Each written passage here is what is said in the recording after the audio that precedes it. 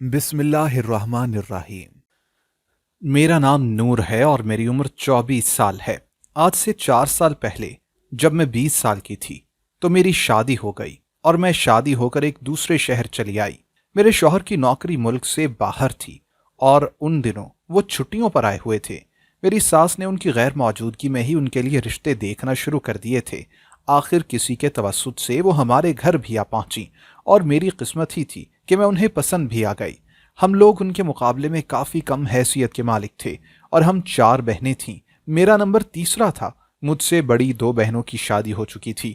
ان دنوں میرے ماں باپ میرے لیے رشتے کی تلاش میں ہی تھے۔ اب جب کہ میری ساس نے مجھے پسند کر لیا اور میرے گھر والوں کو بھی یہ رشتہ پسند آ گیا تو میرا رشتہ یہاں پکا کر دیا گیا۔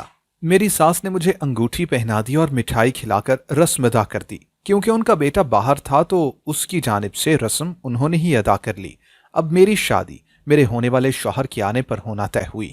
کچھ مہینوں کے بعد جب میرے شوہر آئے تو میری ساس دھوم دھام سے مجھے بیاہ کر لے گئیں۔ میرا سسرال دوسرے شہر میں تھا، گو کہ زیادہ دور نہیں تھا، مگر 3-4 گھنٹے لگتے تھے آنے جانے میں۔ میری شادی ہوئی، میں سسرال پہنچی تو دیکھا کہ اچھا خوبصورت گھر تھا اور ضرورت کی ہر چیز وہاں موجود تھی۔ میرے شوہر بھی مجھ سے محبت سے پیش آئے۔ میں اس شادی سے کافی خوش تھی۔ شوہر بھی مجھے اچھے لگے تھے۔ شادی کے بعد 1 مہینہ کیسے گزر گیا پتہ ہی نہ چلا اور میرے شوہر کے واپس جانے کا وقت ہو گیا۔ میں ان کے جانے سے بہت اداس تھی۔ ظاہر ہے کہ ابھی ہماری شادی کو بہت ہی کم عرصہ گزرا تھا اور درمیان میں لمبی جدائی آ گئی تھی۔ جب میرے شوہر جانے لگے تو میں نے پوچھا کہ آپ کب واپس آئیں گے؟ اس پر وہ ایک ٹھنڈی سانس لے کر خاموش ہو گئے اور کہنے لگے بہت جلد، اور یوں وہ مجھے چھوڑ کر 7 سمندر پار چلے گئے۔ جب تک میرے شوہر گھر تھے میں نے کسی اور چیز پر کوئی توجہ نہ دی تھی، مگر اب جب وہ چلے گئے تو میں نے غور کیا کہ گھر میں میری ساس اور نندوں کے علاوہ ایک اور لڑکی بھی موجود تھی۔ اس لڑکی کے بارے میں مجھے کچھ علم نہیں تھا کہ وہ کون ہے، مگر وہ گھر میں ایسی ہی گھلی ملی تھی جیسے اسی گھر کا حصہ ہو۔ میں نے ایک دن اپنی ساس سے پوچھا بھی کہ یہ کون ہے تو انہوں نے مجھے کہہ دیا کہ یہ بھی میری ہی بیٹی ہے، جبکہ میں اچھی طرح جانتی تھی کہ میری ساس کی 2 ہی بیٹیاں تھیں۔ اب میں بہت اداس رہتی تھی، کسی بھی چیز میں دل نہیں لگتا تھا میرا۔ آہستہ آہستہ میں نے گھر کے کاموں میں دلچسپی لینا شروع کر دی، مگر میری ساس اور نندیں مجھے زیادہ کام بھی نہ کرنے دیتی تھیں۔ مجھے اپنے شوہر بہت یاد آتے تھے۔ میرا میکا بھی دوسرے شہر میں تھا تو میں وہاں بھی ہر روز نہیں جا سکتی تھی۔ پھر بھی میری ساس مہینے میں ایک بار مجھے میرے میکے لے جایا کرتی تھی۔ ایک دن رک کر میں ان کے ساتھ ہی واپس آ جاتی، مگر یہ سفر بھی میری اداسی دور نہیں کر پا رہا تھا۔ دن اور رات کاٹنا مشکل ترین ہوتا جا رہا تھا۔ میں اکثر اپنی ساس سے کہتی کہ میرے شوہر کب واپس آئیں گے تو ساس مجھے دیکھ کر خاموش ہو جاتی اور کوئی جواب نہ دیتی۔ مجھے بھی اب شرم آتی تھی کہ بار بار پوچھوں۔ اسی طرح 2 سال بیت گئے مگر میرے شوہر واپس نہ آئے۔ ہاں، ان کی طرف سے ہر ماہ پیسے برابر پہنچ جاتے تھے۔ اس دوران میری ایک نند کا رشتہ طے ہوا اور سب اس کی شادی کی تیاریوں میں مصروف ہو گئے۔ مجھے بھی شوق اٹھا کہ اچھے کپڑے پہنوں، خوب بنوں سنوروں، مگر جب میں نند کی مہندی والے دن سج دھج کر اور کام والا جوڑا پہن کر تیار ہو گئی تو گھر میں آنے والی رشتہ دار عورتیں مجھے دیکھ کر طرح طرح کی باتیں بنانے لگیں۔ مجھے ان کی باتیں سن کر یوں لگنے لگا تھا کہ جیسے میں نے کوئی گناہ کر دیا ہو۔ میری ساس نے مجھے کچھ بھی نہ کہا تھا مگر ان عورتوں کو بھی منع نہ کیا تھا۔ میں پوری تقریب میں چور سی بنی رہی، جبکہ میری کنواری نند اور دوسری لڑکی جس کا نام ہنا تھا وہ خوب تیار ہوئی تھیں، پر ان کو کسی نے بھی کچھ نہ کہا۔ رات جب میں اپنے کمرے میں سونے کے لیے گئی تو میں نے نوچ نوچ کر ایک ایک زیور اتار کر پھینک دیا اور پھر خوب روئی۔ میرے بھی کچھ ارمان تھے۔ میں جوان اور خوبصورت تھی، شادی شدہ تھی، پھر میرے پہننے اوڑھنے پر اس قدر باتیں کیوں بن رہی تھیں؟ یہی سب سوچتے سوچتے میں نہ جانے کب سو گئی۔ صبح میری نند نے دروازہ کھٹکھٹایا تو میری آنکھ کھل گئی۔ گھر میں سب مہمان بھرے ہوئے تھے۔ بارات کا دن تھا، وہ بھی دوپہر کی، اور میں دن چڑھے تک دروازہ بند کر کے سو رہی تھی۔ مجھے نند پر بھی غصہ آیا کہ مجھے پہلے کیوں نہ اٹھا دیا۔ بہرحال میں نے بھی جلدی جلدی تیاری کی۔ آج میں نے میک اپ بہت معمولی سا کیا تھا اور زیور بھی نہ پہنے تھے، جبکہ بارات کی مناسبت سے تمام عورتیں اور لڑکیاں خوب تیار ہوئی تھیں۔ شادی ختم ہو گئی مگر مجھے بہت برا تجربہ دے گئی۔ میں بری طرح احساس کمتری کا شکار ہو چکی تھی۔ میں نے اپنی ساس سے پھر ایک بار پوچھنا شروع کر دیا کہ میرے شوہر کب آئیں گے۔ اب میری ساس میرا بہت خیال رکھنے لگی تھیں۔ وہ مجھے گھر کے کام بھی نہ کرنے دیتیں اور ایک ماں کی طرح میرا خیال رکھتیں اور مجھ سے محبت سے پیش آتیں، مگر مجھے ہنا سے عجیب سی الجھن ہوتی تھی۔ وہ اکثر میرے کمرے میں چلی جاتی۔ جب میں کمرے میں نہیں ہوتی تو موقع ملتے ہی وہ وہاں چلی جاتی۔ جب میں اچانک کمرے میں جاتی تو وہ ہڑبڑا جاتی اور یہی کہہ دیتی کہ میں کمرے کی صفائی کر رہی تھی، مگر مجھے نہیں لگتا تھا کہ وہ صفائی کرنے کے لیے آتی ہے۔ اس کے بارے میں اتنے سال گزرنے کے بعد بھی مجھے کچھ زیادہ معلوم نہ ہو سکا تھا۔ وہ اس گھر میں میری نند کی طرح ہی پورے حق سے رہتی تھی۔ میری ساس کچھ دن سے ایک تیل لے کر آئی تھی۔ اب وہ ہر روز رات ہوتے ہی بڑی محبت سے میرے سر میں تیل لگاتی تھی اور میری 2 چوٹیاں کس کر باندھ دیتی تھی۔ اس سے مجھے بڑا سکون ملتا تھا اور میں سکون سے اپنے کمرے کی کنڈی لگا کر سو جاتی تھی۔ مگر مجھے اب میرے میکے لے کر نہیں جایا جاتا تھا۔ میں نے کئی بار کہا بھی کہ بہت مہینے ہو گئے ہیں، مجھے اپنی امی سے ملنے جانا ہے، مگر وہ ہر بار ہنس کر ٹال دیتی اور کہہ دیتی کہ کچھ دن کے بعد لے جاؤں گی۔ اب اکثر میری ساس اور دونوں لڑکیاں مجھ سے چھپ چھپ کر باتیں کیا کرتی تھیں۔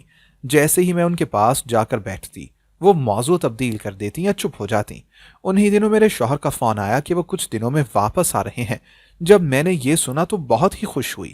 میں نے اپنے سارے اچھے کپڑے نکال کر دھوپ لگائی، کمرے کو خوب صاف ستھرا کیا۔ ان دنوں میں خود میں ہی مگن رہتی تھی۔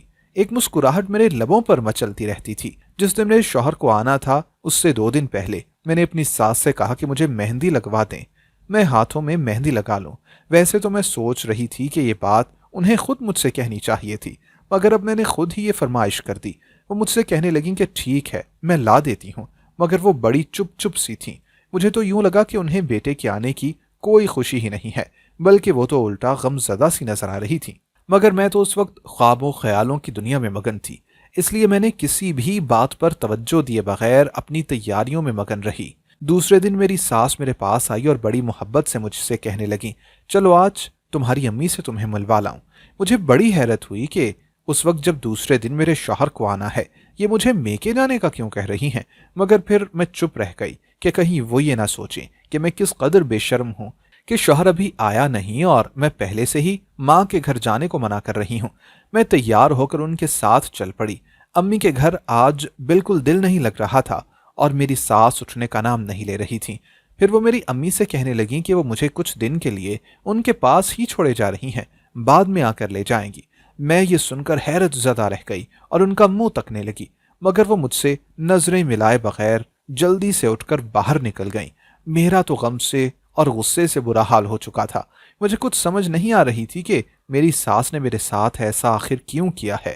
اب جب کہ اتنے سالوں کے بعد میرے شوہر کے آنے کا وقت ہوا تھا تو وہ مجھے اس طرح بہانے سے میکے چھوڑ گئی تھیں۔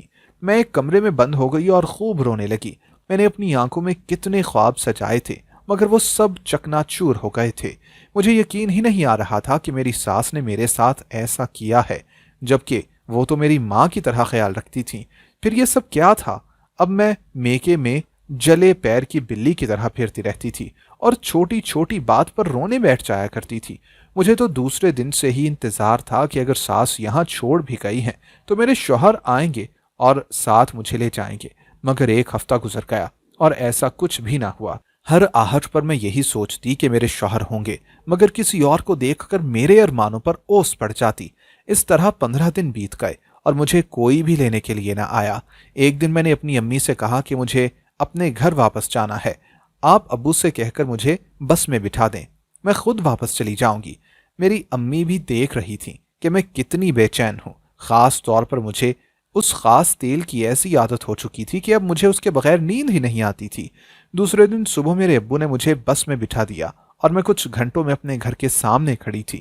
بس کے سفر کے دوران بھی پورے راستے میں یہی سوچتی آئی تھی کہ میں شوہر سے ناراض ہو جاؤں گی، ان سے بات نہیں کروں گی، تو کبھی سوچتی کہ نہیں، انہیں ضرور کوئی کام پڑ گیا ہوگا یا کوئی مجبوری ہو گئی ہوگی، اسی وجہ سے وہ مجھے لینے نہیں آ سکے۔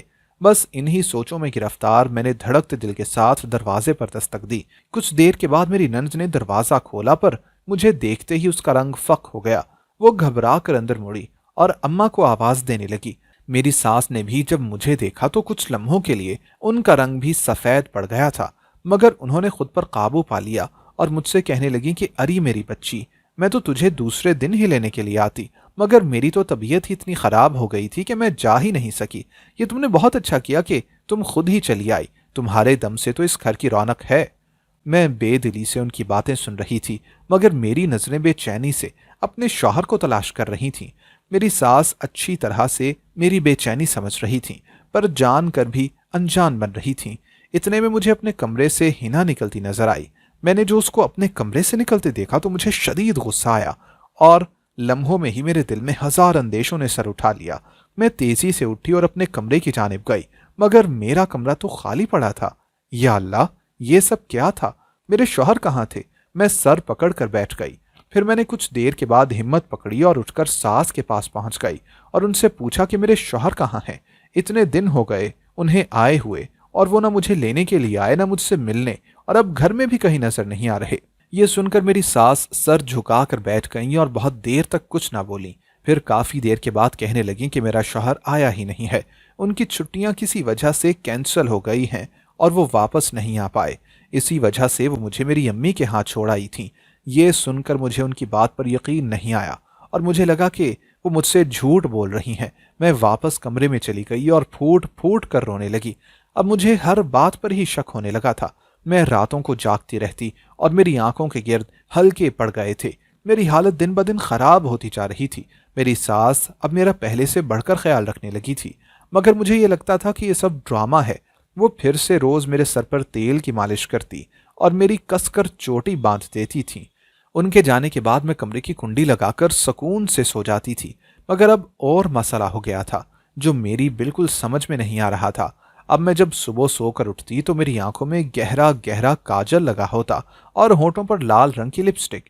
میں حیران ہوتی کہ یہ سب آخر ہو کیا رہا ہے، جبکہ میں رات اپنے کمرے کی کنڈی لگا کر سوتی ہوں۔ پھر کون میرے کمرے میں آتا ہے اور میرے ساتھ یہ سب ہوتا ہے تو مجھے پتا کیوں نہیں چلتا؟ یہ میری آنکھ کیوں نہیں کھلتی؟ اس چیز سے میں نہایت پریشان ہو چکی تھی، کیونکہ جب سے نند کی شادی والی بات ہو رہی تھی میں نے بننا سنورنا بالکل چھوڑ دیا تھا اور سادگی اختیار کر لی تھی۔ میں نہیں چاہتی تھی کہ کوئی میرے کردار پر انگلی اٹھائے، اسی وجہ سے میں اب لپسٹک، کاجل وغیرہ بالکل نہیں لگاتی تھی۔ اب بھی میں اٹھنے کے بعد جلدی سے کسی کپڑے سے رگڑ کر یہ سب صاف کرتی اور پھر باہر آ جاتی۔ میں نہیں چاہتی تھی کہ میری ساس یا نند کے دل میں میرے لیے کوئی بات پیدا ہو، جبکہ میں جوان تھی اور تمام شوق رکھتی تھی، مگر دنیا والوں کے ڈر سے اور کچھ شوہر کی غیر موجودگی کی وجہ سے بھی میرا تو دل ہی مر گیا تھا۔ ان سب چیزوں کی چاہت دل کے اندر کہیں گہرائی میں دب چکی تھی، مگر میرے اندر مستقل ایک ہلچل مچ چکی تھی کہ آخر یہ میرے ساتھ ہو کیا رہا ہے اور کون ہے جو مجھے بدنام کرنا چاہتا ہے۔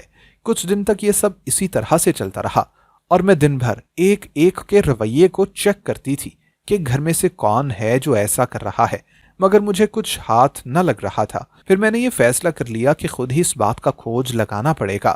ایک رات جب میری ساس نے میرے کمرے میں آ کر میرے سر میں تیل لگایا اور کس کر میری چوٹیاں کر دیں تو میں نے ان کے جاتے ہی دروازے کی کنڈی لگائی اور فوراً اپنے بال کھول دیے۔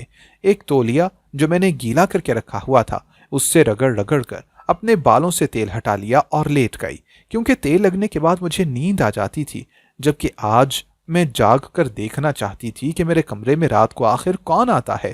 مجھے لیٹے ہوئے کافی وقت ہو چکا تھا، رات کے 3 بجے ہوں گے، کہ یہ دیکھ کر میری روح لرز گئی کہ میرے کمرے کی کھڑکی آہستہ سے کھل رہی تھی۔ میں نے اپنی آنکھیں بند کر لیں اور تھوڑی جھری بنا کر دیکھنے لگی۔ کھڑکی سے کوئی اندر کمرے میں داخل ہو رہا تھا، اور پھر جب وہ پورا اندر آ گیا تو اسے پہچان کر میں دنگ رہ گئی۔ اس دن صبح نہ میری آنکھوں میں کاجل تھا نہ ہونٹوں پر لپسٹک، مگر میری آنکھوں اور ہونٹوں پر ہزار سوال مچل رہے تھے جن کا جواب مجھے ہر صورت چاہیے تھا۔ میں نے صبح اٹھ کر کمرے کا دروازہ کھولا اور حسب معمول منہ ہاتھ دھو کر ناشتہ کیا۔ اس سے فارغ ہو کر میں نے اپنی ساس سے کہا کہ مجھے آپ سے کچھ ضروری بات کرنی ہے۔ وہ یہ سن کر پریشان سی ہو گئی تھیں اور کہنے لگیں کہ کیا بات ہے، بولو۔ میں نے ان سے کہا پہلے تو یہ بتائیے کہ آپ میرے سر میں ہر روز تیل کیوں ڈالتی ہیں؟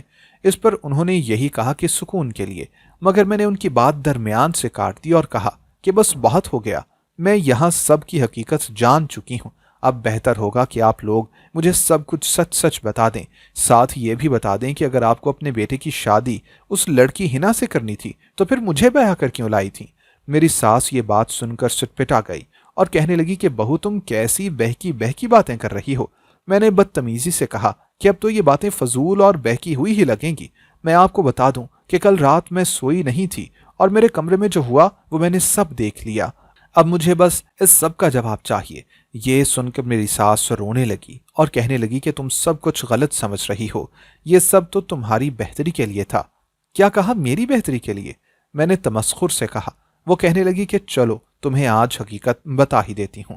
سب سے پہلی بات کہ ہم تمہیں کوئی نقصان نہیں دینا چاہتے تھے، اسی وجہ سے جب تم پر نفسیاتی دباؤ اس حد تک پڑا کہ تم راتوں کو چلنا اور خود سے باتیں کرنا شروع ہو گئی تو میں نے اپنے آپ کو تمہارا قصوروار سمجھا۔ میں بھی ایک عورت ہوں اور اچھی طرح جانتی ہوں کہ بیوی کو شوہر کی کتنی ضرورت ہوتی ہے، مگر یہ سچ ہے کہ میں نے ہی اپنے بیٹے کو کہا تھا کہ وہ ابھی 1 سال اور نہ آئے، کیونکہ میں نے ان دنوں لڑکیوں کے رشتے طے کر دیے۔ تمہارے سامنے ہے کہ ہمارے گھر میں میرے بیٹے کے علاوہ کوئی کمانے والا نہیں۔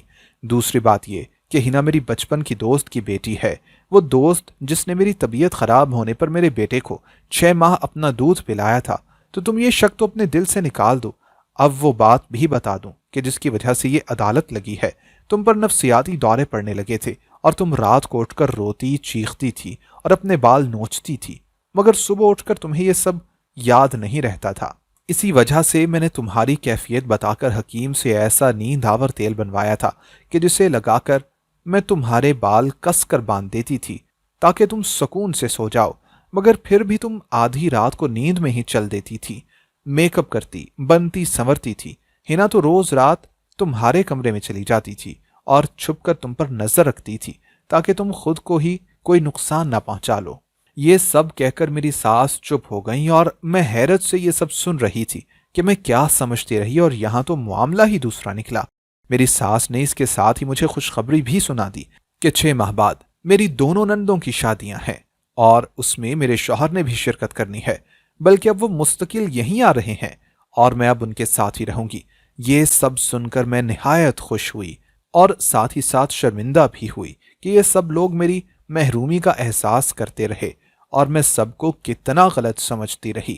اب مجھے اپنے شوہر کا شدت سے انتظار ہے کہ اب کے ہمارے درمیان کوئی دوری نہ ہوگی انشاءاللہ۔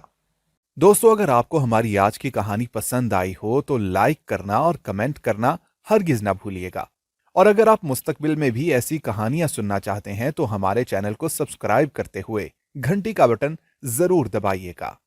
اللہ حافظ۔